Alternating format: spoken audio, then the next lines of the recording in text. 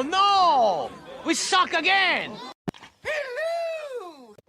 Yo, Mikey, how we doing? Pretty good, Bob. Good evening to you. How are we? So we are the Command and Commute podcast, and this is our first bye week. So, it's kind of been weird and kind of lackadaisical week for us in terms of our preparation. And I didn't really know how to prepare for this episode. I wasn't sure, one, if we were going to do one, and two, if we did one, sort of. We did discuss maybe taking a week off. Where we would go with it. But our fans, they would miss us. Got to do it for the listeners, right? Yeah. Give us some content for the next week as we lead up to our next game, which will be against the Broncos on Sunday Night Football, November 30th. Unless we get flexed. Is that a flex game? Do you know? I wish. It could be at this point in the season. I don't know. No, it won't get flexed. It's too early to get flexed.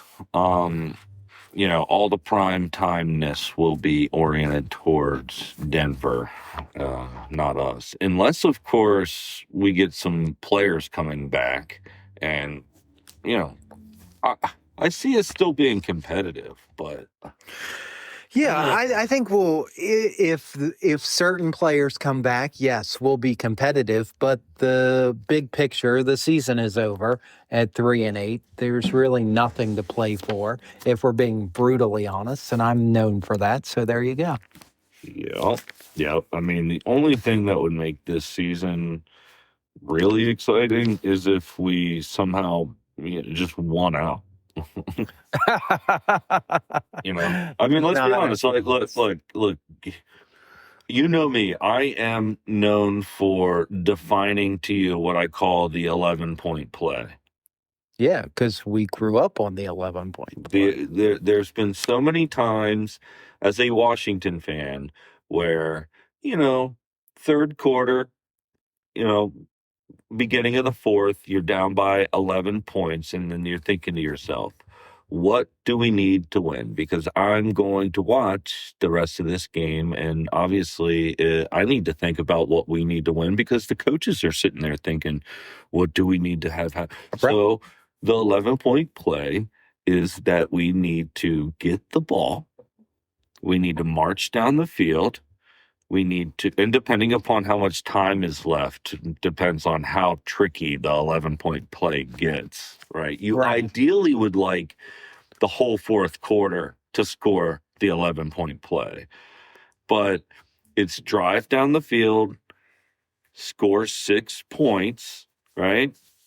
Score the extra 2-point conversion for the 8 points, kick the onside kick, recover the onside kick, and then go down the field into field goal range and then make the 3-point kick for the 11 points. Now, depending upon how much time, if you've got the whole quarter, then you don't need the onside.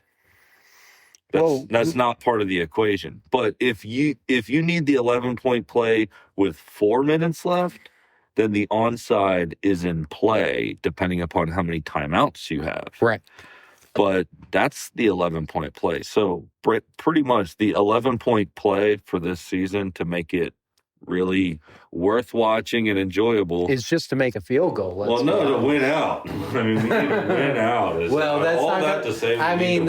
not going to happen. I think that's really sweet that you. I'm not putting any money. That you're putting it out there, but it's not going to happen. I'm not putting any money on that. I'm sure there's a betting site where you can get that bet, but I don't. You really have to dive deep into DraftKings and really to find that bet. They don't make that easy. That's not going to be on the front page when you first log in. That's for sure. No. So a little bit of a late agenda here, but we just got started there. So our agenda for the podcast, of course, this is the Command the Commute podcast where we press record leaving the driveway and we upload when we get to the stadium, but there is no game at all on this bye week, week 12. So we're recording this from the home studio as the team and the media and the fans return home from Spain. Oh, I just dropped a cap there. I don't know. So everybody's coming back from Spain. We've got a nice long bye week here to kind of refresh and replenish ourselves. On the podcast, we're going to recap last week's game kind of quickly because we really hate talking about the losses, but there are some things to talk about. Yeah. We're going to do our can't lose locks, and then we've got our NFC East beast to least, where we talk about the best to the beast of the NFC East for this particular week, and we're going to pick our least of the NFC East for this particular week. And then we're going to just kind of get into what to expect for the rest of the 2025 season, and then looking ahead from that into next season, because as this episode title is called, bye, the season is over. Or what it is indeed. 2025 over. You had it right the first time. Don't stumble over it. You had it right the first time. Let's see here. Oh, okay. We've got, I'm sorry, as we're recording here, Tom sends me a text message with his picks, and he sends them differently. Well, you'll just have to decipher his... Yeah, okay, sorry. He never sends them this way. He must be busy doing something right now, so made it easy for himself by just circling a screenshot. Easy for him, hard for you. Yeah, I don't care. All right. So that's the agenda for the podcast. Let's get into last week's game. Should we start with let's start with how we started with breakfast. You hate the rankings. Let's just get it over with. But it was a good breakfast. Love the breakfast, straight out. I think solid 9. A solid 9. This is your highest food ranking yet. We had potatoes, we had scrambled eggs, we had bacon, French toast, bacon, sausage, cinnamon rolls, mimosas, coffee. Yeah. Yeah. Anything else? No, that was. I think that was it. And you eggs. But yeah. So you rank all the breakfast tailgate at a 9.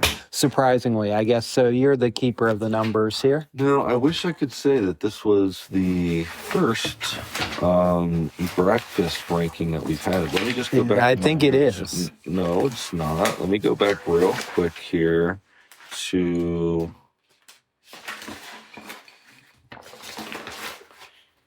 We did. This is a live check-in through my notes here, folks. We did waffles. Didn't we do waffles? Was that back at the Baltimore game? I don't know. One of these sheets in my notebook, I had your rankings up to date.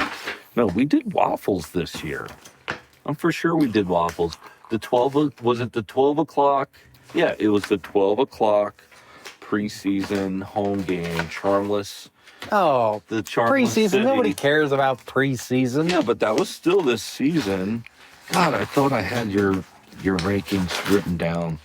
I'll have to go back through, listen to all of our episodes. Oh, maybe I put it in the back of my book in its own special page. That seems like something I would do. Yes, I did. But I didn't write that down. Oh, that's tragic for you. Oh, man. All right, well, now that I'm on this page, I'll just go ahead and put breakfast. Meanwhile, our listeners are like, move the hell on. No. Everybody is interested. I've gotten lots of feedback. You don't look at the social media. You don't get the comments. If you comment us on Instagram, TikTok, Facebook, anything, people, you're talking to B.O.B., not Mr. Mikey Burger over here. You're talking. Yeah, I'm sorry. I don't look at the comments. I don't need that kind of. So the feedback that I've gotten, people are interested in the food, and whether you like to give the ranking or not, they know you now. Everybody knows your ranking. They know. I'm an unforgettable person. Things. Okay. So. And damn, I didn't even post the picture of last week's breakfast on social media. So I'm gonna have to, now that you've ranked it so high. I mean, you know, at the end of the season, I'm sure there's a picture out there somewhere that you could obtain from at the end of the season. Sources. I'm going to post a video and a picture of all of your food rankings, the number, and what it looked like before we scarfed it down. Well, you've yet to do the steak sandwiches, so you don't. No, they're coming. I've been waiting. So I don't think you're getting the 10 anytime soon. Well, we've got Philly coming up towards the end of the season. I've been waiting to do those steak sandwiches for the Philly game. So anyway, all right, moving. But there's your food ranking, all people. Right, we can move on. Moving past the breakfast tailgate that ranked down at a 9.0 right on the dot, and there was no wibble wobble there. You must have came prepared. It's because I learned last week that you hate the weeble wobble because you go with the automatic first number. So, the first number, you know. So we get into the 9:30 game, and right off the bat, I was feeling good because I believe Tom took the over on the Washington-Miami last week. I think he did too. So immediately right off the bat, it was all trending towards, let me see. A good day for your he picked the over 47.5. So right off the bat, I'm thinking, low scoring. We both thought that it would be the under, and it just a weird game on both sides. We both went for it. We both elected not to kick, or in our situation just missed a kick. But we missed more than one. Yeah, well, we'll get into the kicking situation and all that. But all in all, I was impressed with the D. Yeah, the defense for this game was definitely better than previous games. It was unfortunately the special teams. There was more yards than the points on the board. So it was actually a more active offensive game for DQ taking over the defense. There was an improvement for sure, marked. We did look better defensively. Bobby Wagner, he's just week in and week out just goes to show how much of a projected future Hall of Famer and pros pro that he is. You know what I mean? Like he's just awesome. I just seen that he was in a similar statistical category with London Fletcher with the amount of years, straight years with over 100 tackles in each season. And I think London Fletcher had like 10 straight seasons with over 100 tackles in a season. And Bobby Wagner just got into that same category, which everybody's just thinking that Wagner is a lock Hall of Famer, but I'm just still curious why London's not in the Hall. But this isn't going to be a Hall of Fame. But all in all, I really enjoyed last week's game. The team played better, I think, offensively, and of course, defensively. It was a much more enjoyable game. Of course, it was close, but when you've got honestly two subpar teams, you're going to get that type of game. But it was a good game, except we gave it away at the end. It was a winnable game that we lost. Yeah, obviously it was a fun game to watch in terms of compared to what we've seen the previous weeks. Exactly. Just being blown out and feeling hopeless. But this was a game where you had to watch every second. You had to watch every single second. It was stressful, but it was fun. There was some great offensive play calling. I was really liking some things that Cliff was scheming up. I did notice that Bill has taken a step back. He's obviously not the hot hand right Rodriguez was definitely the hot hand on this game. Yeah. I think he probably played a majority of the snaps. I think it really goes back to that Bears game. In fact, I don't know if we even saw Bill in. We did. He got a handful of touches later in the game. It's really in the second half they brought him out as fresh legs. But as you said earlier, he really hasn't been the same since he had that fumble. That was the Seahawk game, I believe. Well, it depends on what fumble you're talking about, because he definitely fumbled in the Bears game late in the game that kind of switched momentum for us when we needed it most. And that was before the infamous JD fumble lost us that game. Well, we haven't been playing at that point in the game, but we've already had that discussion. No, this is the Bears game. the Bears game. Oh, see, when you get blown out by 20-some points 4 Right, they straight all weeks, meshed together. yeah. But no, I honestly would say ever since the Bears game, we really haven't been profiling Bill the same way that No. we were prior to in those first 5 weeks. But yeah, Rodriguez was hot, and he was doing good. I mean, yeah. There was several times throughout the game where it just seemed like he was itching to break one. Like he was just one defender away, but he kept getting to that second and third level several times and extending drives for us, to be honest. But I liked how they used Debo. It was a fun game, aside from the fact that late in the game, I don't know, it was like 4 minutes or something. We came up with basically the whole game really came down to the fact that it was tied up late in the fourth quarter. All we really needed to do was grab possession of the ball because we stopped Miami deep in their territory. Yeah. And then they punted to us. We got a big 3rd and 13 sack out of Von Miller. There was some penalties or something on that play, but it forced the 4th down deep in their territory.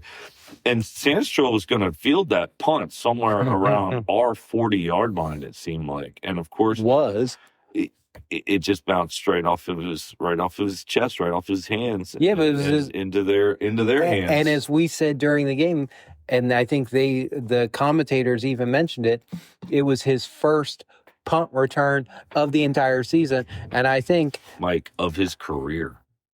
NFL career. Oh, I'm sure. Okay.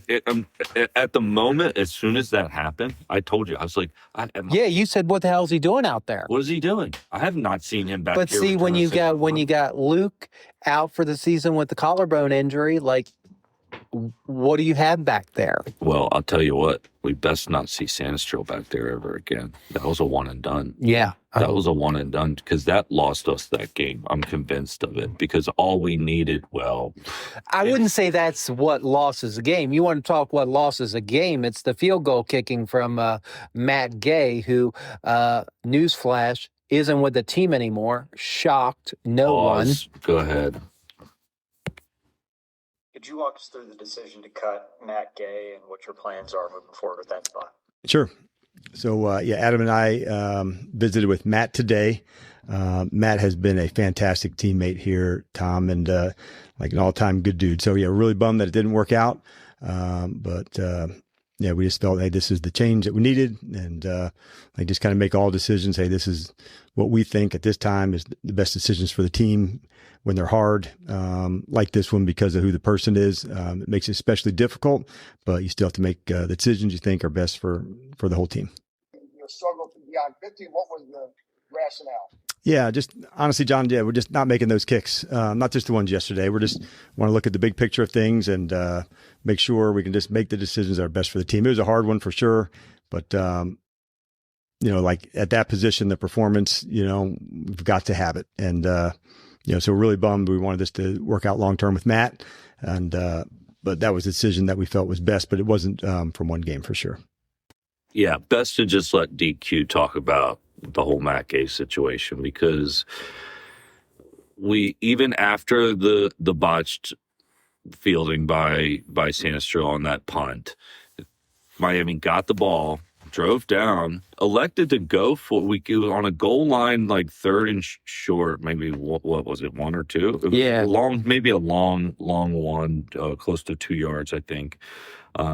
We stopped him there, and then instead of just kicking it for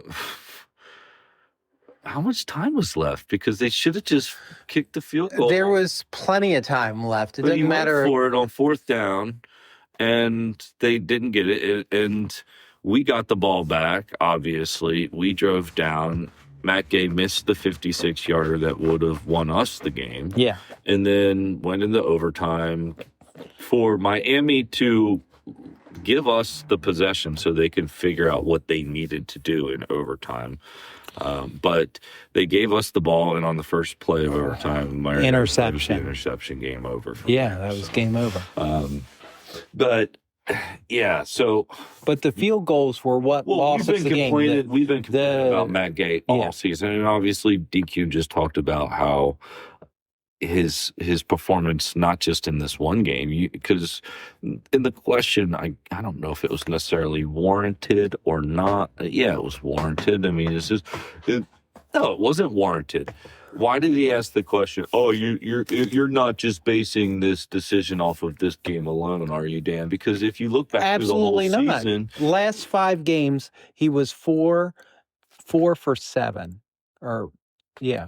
Jeez, yeah, and we know he with can't a 40% complete or field goal. He can't kick for shit over 50, and that's the whole thing. If you can't kick a field goal over 50, like, let's be honest, he was 4 out of 9 for 50+ yards.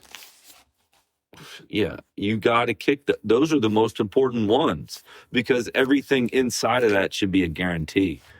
You know what I mean? It's just it's so yeah. So we've moved on from Matt Gay.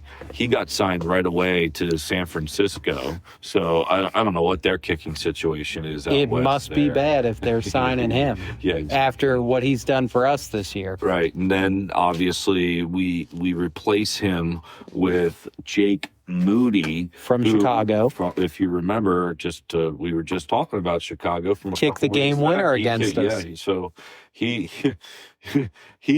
lost us that game by kicking against us. So it's kind of a weird turn of events. And he has like a 75% kicking success rate. Yeah. So I don't know. These kickers are so finicky, but with that position, like DQ said, you have one job. You have to make the kicks. Your job is that important. Yep. You have to make the kicks. And if you don't make the kicks, it doesn't matter if it's Matt Gay or if it's Moody or anyone else. You don't make the kicks, you're gone. Yeah. Pretty much. I mean, that's your job. Now, there's certain situations and certain environments and field conditions and weather and wind, and there's certain situations where you can kind of highlight a missed kick and say, we're going to give him a little bit of a pass here. Right. If you put a guy out there for a 56-yarder with 2 seconds left to go with no timeouts, and they were rushed out there and he misses that kick, you kind of say, all right, this was a high-pressure situation, whatever. But, in the middle of a game for a 52-yarder, we need this drive. We need points at the end of this drive. Like, you got to make those. Yeah. And Gay wasn't doing it. So, good riddance, Gay, in my opinion. So yeah. Long overdue. Anything else that we want to mention about the Spain game? I guess we should mention, as season ticket holders, we got notified this week that we are going to have an international game next year as well, and it's going to be classified as a home game. So we get one less home game. Right. The official breakdown for 2026 is 8 home games and 1 preseason. So a total of 9 games. 1 preseason and 8 regular season, I believe, is the official breakdown. 2, 3, 4, 5, 6, 7, 8, 9. And we had 10 this year. Right, because we had 2 preseason home games. Yeah, I could do with less preseason home games. Yeah, take them all. I don't need them. Give it to us in the regular season. But that's a little look into 2026. But we'll talk about that kind of stuff in later episodes as far as season tickets for next year and all that. Got it. All right. Well, I'm curious about our Can't Lose Locks. How'd our picks do?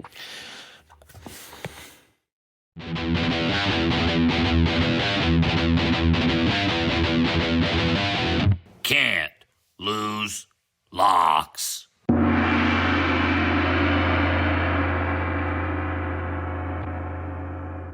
All right. So, Mike, how did we do last week on your picks? You've been doing pretty good thus far this season. You have not had a week in the minus. You've always been in the green. You've always been up. You've always been in the plus. And that continued this week. I went 11-4. All right. I believe my overall record is something like 104 wins and 61 losses. But yeah, I went 11-4 last week. It was a good week. So my non-losing weeks continue. 11-4 is a good week. Yeah. And I mean, yeah. Because as you said last week, I've certainly been teetering the last few weeks while staying above 500. Maybe not the best, but that's the way it goes. Well, at this point, you're getting very close to locking in a winning record for this season. I would think, right? Because let's just say There's what, like 6 weeks left, something 40. like that. You're almost 40 games over 500, so you haven't quite clinched a winning record thus yet, but you're close. You're close. So awesome. So run us through your picks for this week. Tell us who you got, and this is not against the spread. This is just a straight pick 'em of who you feel is going to win each game. Correct. So dating back to Thursday night, I did take the Bills over the Texans and obviously lost that one because for some reason the Bills decided to lose against the Texans. And then looking at our Sunday games, 1 o'clock, I took the Ravens over the Jets. I took the Bears over the Steelers. Took the Patriots over the Bengals. Lions over the Giants. Packers over the Vikings. Colts over the Chiefs. Seahawks over the Titans. And then getting into the 4 o'clock games, I took the Jaguars over the Cardinals. I took the Raiders over the Browns. Eagles over Cowboys. And the Falcons over the Saints. For Sunday night, I took the Bucks over the Rams. And Monday night, I took the Niners over the Panthers. We're lined up on several of these picks in terms of how they translate. What'd you do? Mine. So last week, man, I was feeling good about my picks. I pushed one of my picks last week, Green Bay. I had I forget +or -7, and they won or lost by 7. It was a push. I forget the outcome of last week's Green Bay game, but I went 10-1-1 or 2-1-1. Okay. Tom went 3-1. So kind of a wash. Yeah. Out of last week. Brings my season record up to 24-19-1, and Tom he's extended his lead to 29-15. So I'm like 4.5 games back here, like 2 weeks almost. If you think about it. So each week, Tom and I pick a favorite, an underdog, an over, and an under through all the matchups. And my picks, I'm taking Indy +3.5 as the dog at Kansas City. And then I'm taking Green Bay again. I'm going to go -6 on the Green Bay Packers at home against the Vikings. And then I've got Seattle, Tennessee. I'm going over 40.5 on that game. I'm just feeling like Seattle could put up 40 alone. So wouldn't it be funny if Seattle did put 40 up alone and Tennessee put up a goose egg and I lost that because it's 40? Well, I wouldn't put that out there if I were you because you're going to regret that tomorrow. If that ends up being true, everybody will think that we recorded this later because that'd be crazy. That'd be a crazy prediction. Pittsburgh, Chicago. I've got the under on that 45.5. My logic there is Rodgers. We're recording this Saturday evening, and Rodgers is still questionable with a left hand, non-throwing hand, but left hand injury. So I believe it's his wrist, but yeah. Okay, same diff. But I'm going to take the under on that just because the unpredictability with who's at quarterback there. Tom is going Atlanta plus 2.5. He's going Baltimore minus 13.5. He's going Cleveland, Las Vegas over 35.5. That's a low point total, but those are two bad teams there. Yeah. And then Indy, Kansas City, he's going under 50.5. I think that one's right. Yeah. Well, I mean, I can see those teams getting in a pretty big shootout there. Would you be surprised if the Indy Kansas City game ends up being 30-33?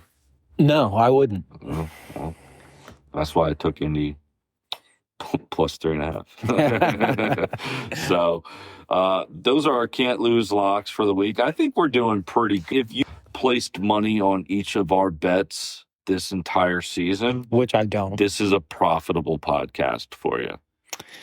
Yeah, maybe It is. Maybe I'll learn. There was a week there where I went 4-0. There's a week there where Tom went 4-0. So if you would have parlayed, if you would have just picked one of us, you would. I mean, either one of us, you'd be in the profit. And then if you go through your picks, depending upon how you bet it or how you look at it, I mean, obviously you're getting less odds if you're not picking against the spread, but you're 104-61. That's pretty damn good. So I think from a betting standpoint, start putting that money down, Mike. I know you've been working on me all year to start, Just $1 a game. $1 a game. If you would have just did $1 a game, so we've had 165 games through this week or this season, and you're 104-61. If you would have just made $1 from each one. Yeah, well, maybe one day I'll learn. All right. Well, let's just transition our conversation here from our can't lose logs straight into our new segment we're calling, what are we calling it? Beast to least. Let's not stumble over it like you did last week. It's beast to least. I'm gonna have to listen back to the sound effect here because I think it's not beast to least. Pretty sure it is, but we'll see. Hard tell. All right.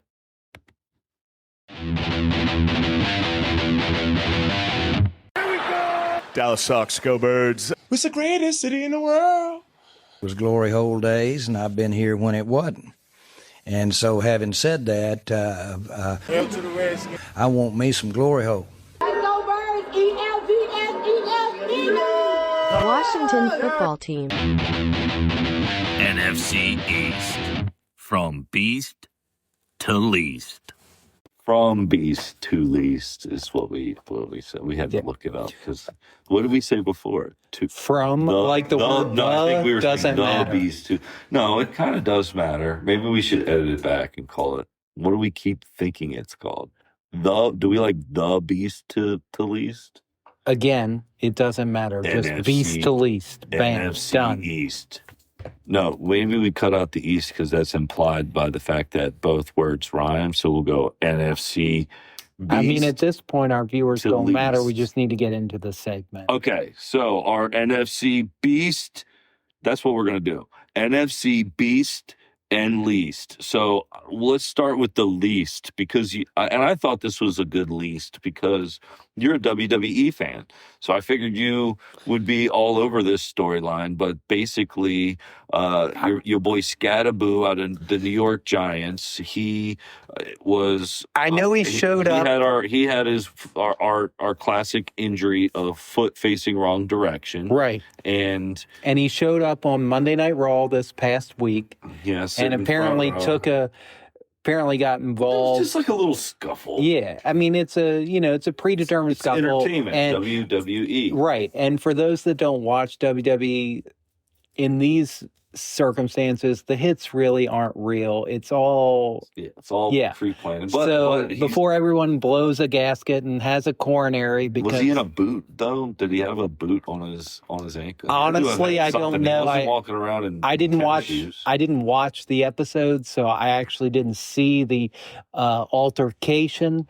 But I know optically, not a good look. No, though, right? Yeah, like you if you're on the IR for your team because you're not able to perform because you're injured, shouldn't be showing up at a professional wrestling event and taking a hit. And going back and forth and stuff like that. Like now it's all pre-planned, and I'm sure the shoves weren't as hard as they made it seem, but like it's still not a good look. Right.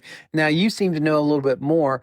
Who was more concerned about it? Was it the? Oh, it was just a talking point this week that I was hearing around. Obviously, they were debating it on ESPN and some of those talk shows and stuff like that. Well, ESPN now runs the WWE pay-per-views, and it is World Wrestling Entertainment. So I guess look, keyword entertainment, sports entertainment. Right. But at the same time, if there was a WWE event in Washington, D.C., and Jaden Daniels was sitting front row and he had his left arm in a sling or in a brace or however he's walking around these days, recovering from his dislocation. Well, yeah, I wouldn't want him there. Right. I wouldn't want him taking the bump, the punch, anything. It doesn't matter. I don't want him involved. He can be there as a spectator, watch the event, but he should not be taking any type of hit of any type. Right, exactly. So it was just if you put ourselves in the fan base of the New York Giants' shoes, then obviously it's not a great look. Yeah, it's not. And I will admit that guy sitting optically, it's not good for him to recover and doing the best he can. Now, you're not saying like look, he's a young guy. I guess he, with the little bit of publicity he's gotten in his rookie year here, maybe he's gone to his head a little bit, and he's getting a little sense of celebrity. And look, I'm not telling you how to live your life. He played a max of 9 or 10 games. The thing is your football career, especially for a running back, is so short. So over under at 5 years, and it's just gotten a lot shorter with this injury. Mm-hmm. So make the most of it. Go be a WWE wrestler in 5 years from now. Go do that. George Kittle might when he retires. He shows up at those things all the time. There's several. If you're a fan of the sport, or I wouldn't even call it a sport. Is it a sport? It is a sport. Pro wrestling is a sport. Yes. Okay. It is a predetermined sport. It is sports entertainment, but yes, it is a sport. Yes. I mean, it's kind of like saying a stuntman is an actor. You know what I mean? Like, he's on set, he's there, he goes when you say action, but he's not. I mean, I guess he's kind of acting like a guy falling off a roof, but is he an actor? I mean, these guys are definitely athletes, but is it a sport? That's a discussion for a different day. Anyway, we're marking up Skateboo. Hey, I'm a proponent for a wrestling podcast. Hey, well, look, as we get into the off season, which as the season progresses and we get towards the end here, there will be some updates as Mike and I discuss as far as how we're going to handle the playoffs and the off season and leading into next season as far as our podcast go. We're certainly not just going to cut this thing off come week 18. We can't deprive the listeners of that. They're invested at this point. Right. So we'll find a schedule that we'll publish out there for a playoff. I would say we'll come up with a playoff schedule of sorts, and then we'll come up with an off-season schedule to send out there. And then at some point, we've got to determine if we're going to start. Does season 2 of our podcast start with next season, or does it start with like the draft? I mean, if you're asking me right now, I would say season 2 starts with the draft. So our first season will be short. The first season, and then second season of the podcast will go all the off season and then into. Effectively, the first season ends after the Super Bowl, and then your second season starts really with the draft. We could talk about periodic episodes about what we're going to do in free agency coming up, but really season 2 starts with the draft because that's the kickoff. That's really the kickoff to the next season. I agree.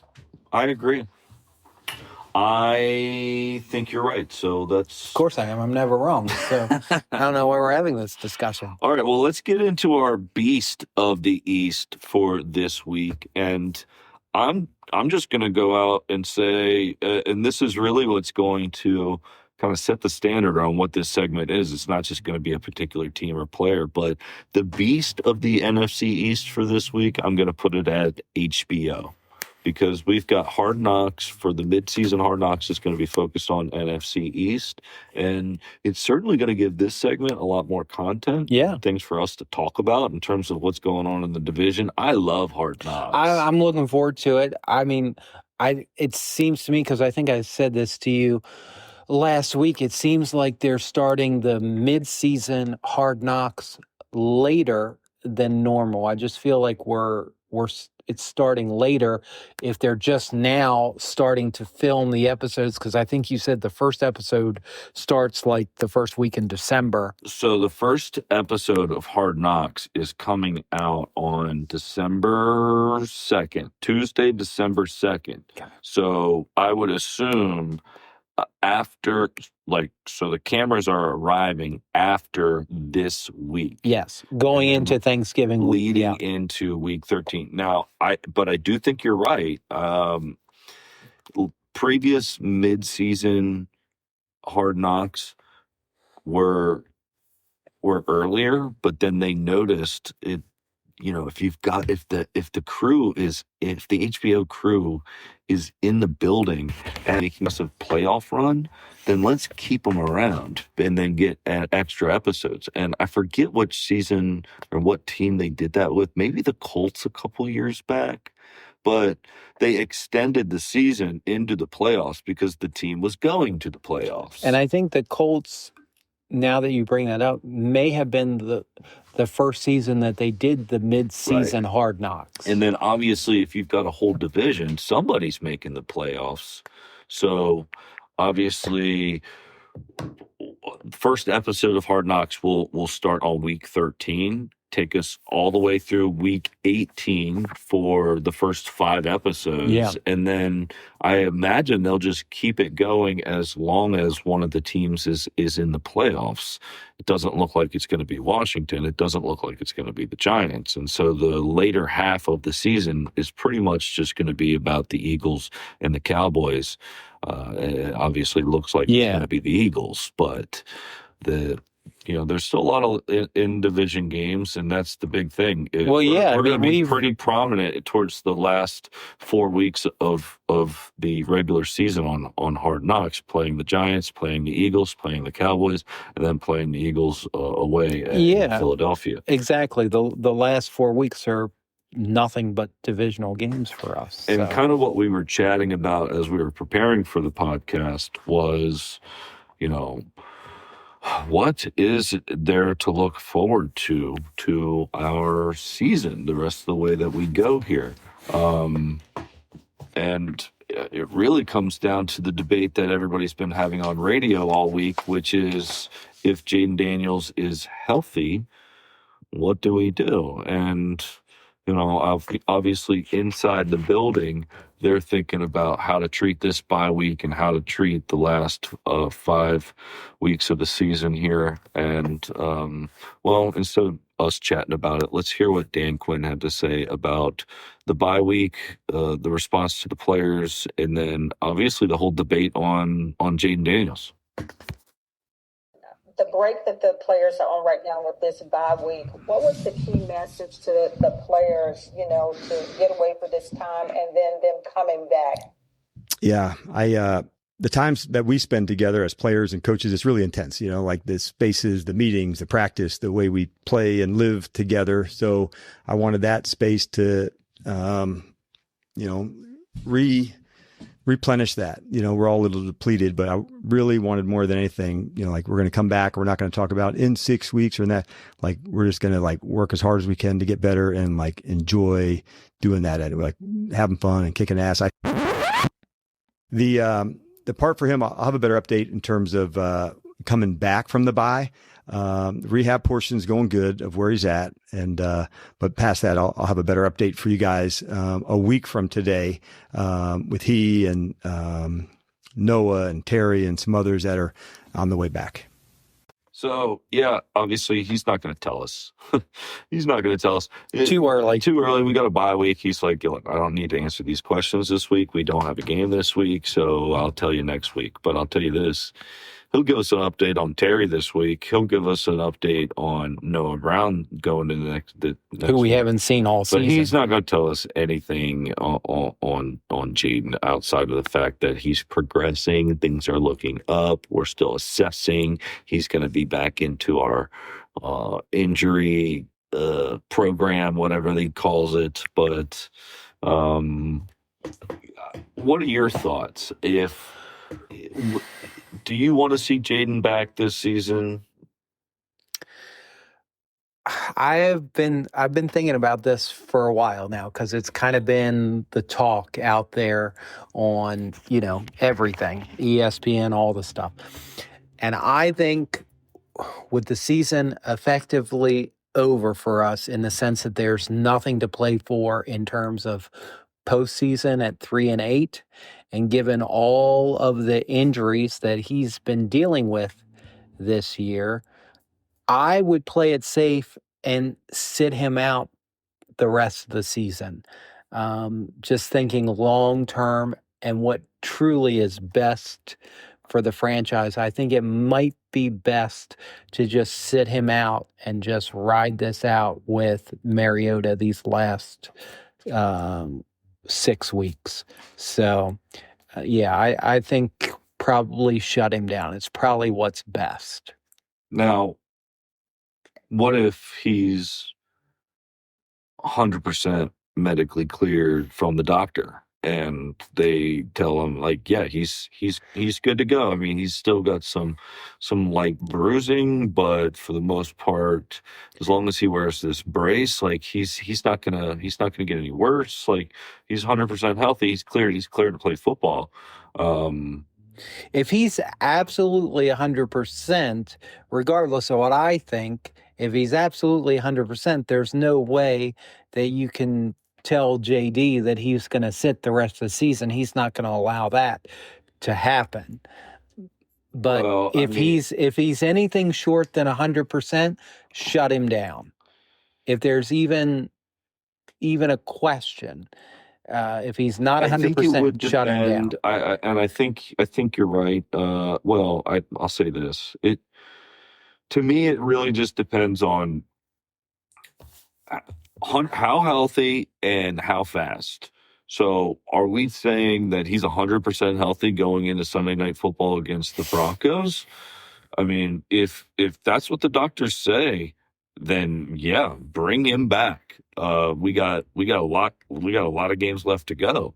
But if it starts to creep towards 5, 4, 3 games left to go. I mean, both those games are against the Eagles. 2 out of the 3. Well, obviously, we finish out the season, Eagles, Cowboys on Christmas Day, then Eagles. But if we got 3 games left, and those are the 3 games that you're looking at, are you gonna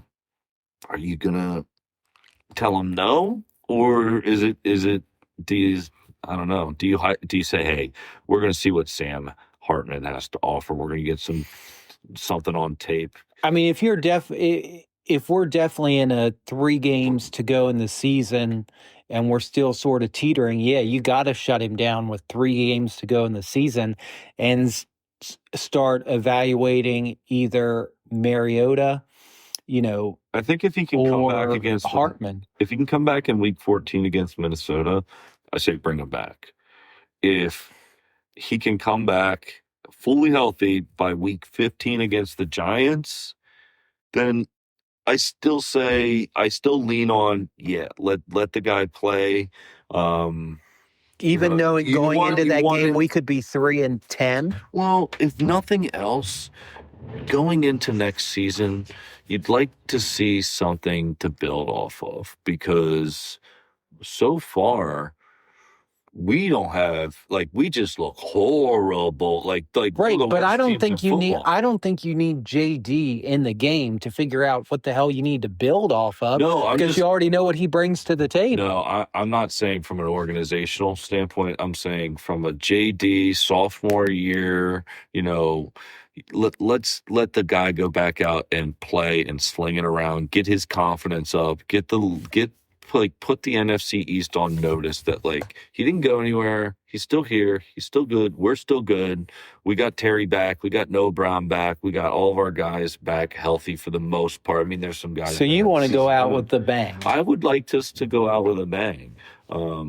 If we can guarantee, one, that he's fully healthy, and two, assuming that we got all of our puzzle pieces back, because it just seems like so far this season, the whole time has just been catching, just waiting for things to We've definitely been behind the 8 ball, that's for sure. Yeah, exactly. So if getting in front of the 8 ball doesn't happen until week 14 or 15 this season, okay, that's fine. Put on a 4-game show. Let's shake up with some of the divisional races and the playoff. Let's shake things up. Let's be spoiler.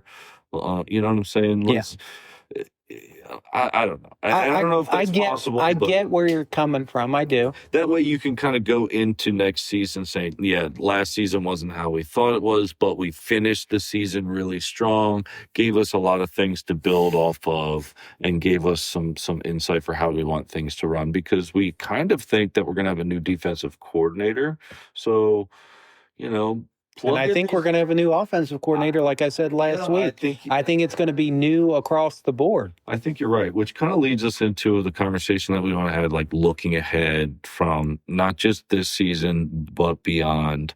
We've got a lot of guys with their contracts up at the end of this season. So there's a lot of guys playing right now that this is going to be their last season as a Commander. We've got Debo, Zach Ertz, Marcus Mariota, Noah Brown, Austin Eckler, Rodriguez, and McNichols on the offensive side of the ball with contracts expiring. Now, there's a lot more, but those are the notables, players that everybody... That matter, yeah. Yeah, they're all... outside of the running backs, because all of them are running backs, but everybody else is a starter for us when they're healthy. And then on the defensive side of the ball, we got Bobby Wagner, Dante Fowler, and a couple others. We've got some one-year guys. Von Miller, we knew, was just a one-year guy on defense. And then Tressway, he's getting up there in age a little bit, and he's been our longtime punter. We drafted him. He's, if there's ever a deserving punter to be in your ring of fame in the future, Tressway seems like a guy that's not going to go anywhere. He'll be around. He seems like a media personality. And I think he'll get re-signed. He hasn't done it. If he wants to keep playing, then they'll re-sign. Yeah, he hasn't done anything to not get re-signed. Right. So we've got a lot of puzzle pieces coming up, and then going into the season in terms of money to spend on players, we've got a lot of money to spend, and growing depending upon who we release and who we don't retain, or at what contract value. But right now the projected salary, we've got the 6th highest in the league going into 2026. What's the dollar amount? $94 million. Vegas having the most at $120 million. So yeah, and they're going to be spending, because they're definitely in the midst of in the year one of a rebuild. And they're complete garbage. Yeah, didn't have much to show from it in year one. But yeah, so of those players with the expiring contracts, if Wagner still wants to play, re-sign him. Yeah, I agree. Let that guy retire when he wants to, because he's got the work ethic, and he's a true pros pro and a leader. If he tells you that he can be out there on the field, I believe him. So until his production goes down, let him out there and kind of coach the young players to fill his space. Debo, would love to see him come back. Just depends on what dollar figure he wants to get re-signed at. He's not going to be making McLaurin money. No, but I think he's worth coming back, because I think it shows this year that with Terry out, if we didn't have Debo, we really wouldn't have much of an offense, let alone an offensive deep threat. Right. It wouldn't be there. Right. Zach Ertz, big question mark there. I don't know. And then Marcus Mariota is another question mark there. There's another team that will pay Marcus what we've been paying him in terms of being a backup. I think he's it's worth just, every penny. Yeah, I think it's just a matter of, like anything else, 1, the dollar figure, 2, do we want him? And 3, does he want to stay with us? And I would think the only reason why he doesn't want to stay with us is if he gets a true opportunity to be a starter elsewhere. And I wouldn't be surprised if he finds that opportunity. He could. He's one of the best backups that are out there in the league. So honestly, I think it depends on if Kingsbury goes someplace else, because I would not be surprised if he follows along with Kingsbury. But then our running back situation, as far as those guys, I mean, it's really up in the air. Eckler really can't bank much on. The only one for sure that I think will get re-signed will be Rodriguez. You think? Yeah. He started the year on the inactives, and then. Yeah, but I mean, look at the game he had last week against Miami. He did. He was the hot hand, and he showed that he came to play and that he was ready. Right. So I think out of those 3, he's the for sure one that you re-sign. You can do without the others. Well, you looked at our draft pick situation. What does it look like going into next season in terms of our 2026 draft picks? We have 1 in round 1, 1 in 3, 1 in 5, 2 in 6, and 1 in 7. So a total of 6 draft picks: 1, 3, 5, 2 in 6, and 1 in 7. Really, we got Bill back at running back, but I think everybody's starting to really see, like, Bill is where he was drafted. He's not a stud. I mean, he can play well, and I wouldn't be surprised if he makes a big jump going into next year. But also, I also think you should probably draft a running back in the 4th, 5th, or 6th round every year. And we probably will. Yeah. So wouldn't be surprised to see another rookie. Also wouldn't be surprised if we've identified that, hey, wouldn't it be nice if Jaden had a stud, and then we look around the league and see some free agent running back contracts up, and we end up being a big spender there? Because at the end of the day, if you can find a productive back that can also block really well, and Bill is a good blocker. Yeah.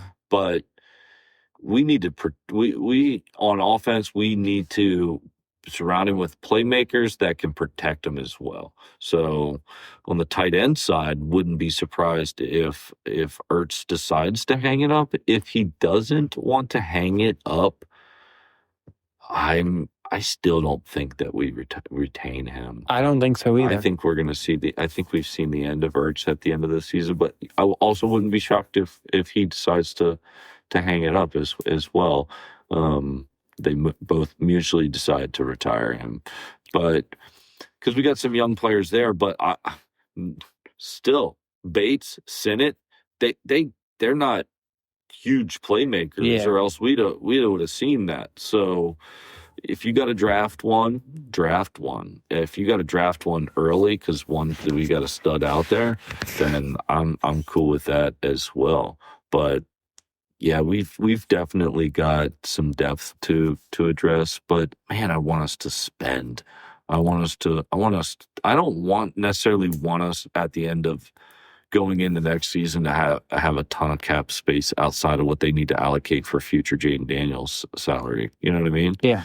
But with $94 million, we should be spenders. We should be making some moves. Yeah, and I think it's obvious that we need to make some moves. I mean, and I'd like to see some long-term puzzle pieces, because so far since they've gotten to the building, the mentality and the strategy has been 1-2 year deals. Just get guys in. Let's get competitive, and then we'll transfer puzzle pieces out as we draft them. But right.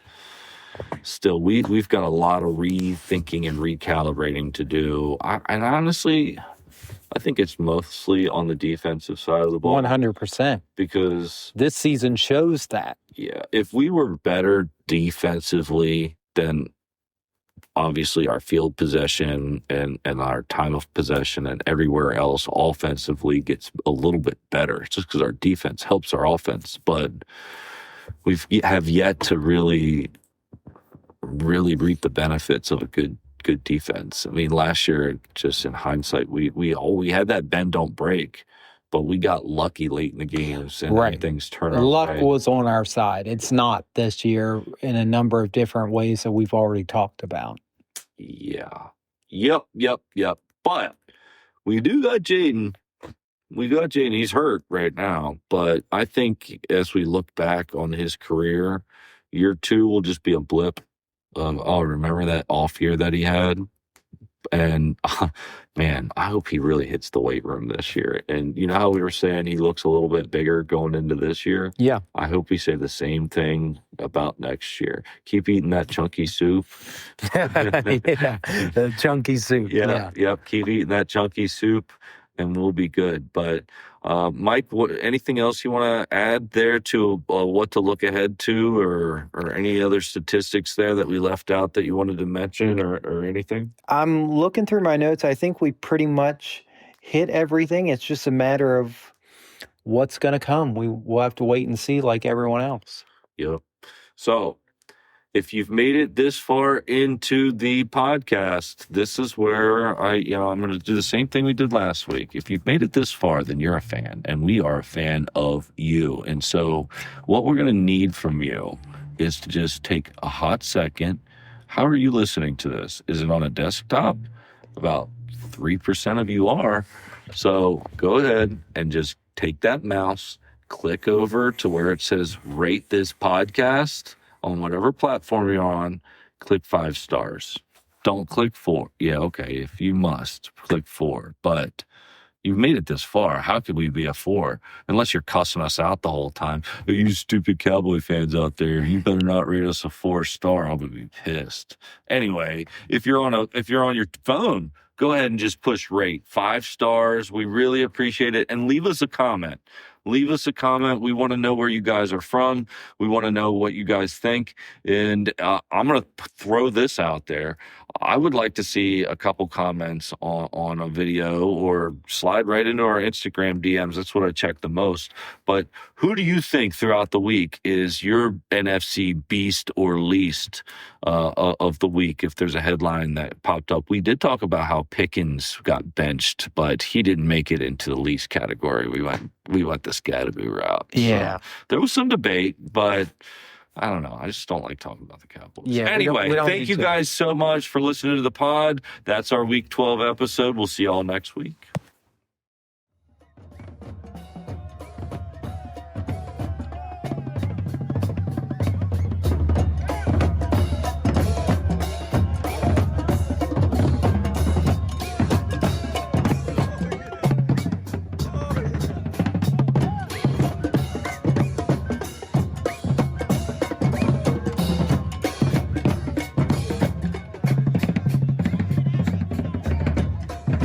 Give me a hell yeah! I said give me a hell yeah! Thanks for listening to the Command the Commute podcast.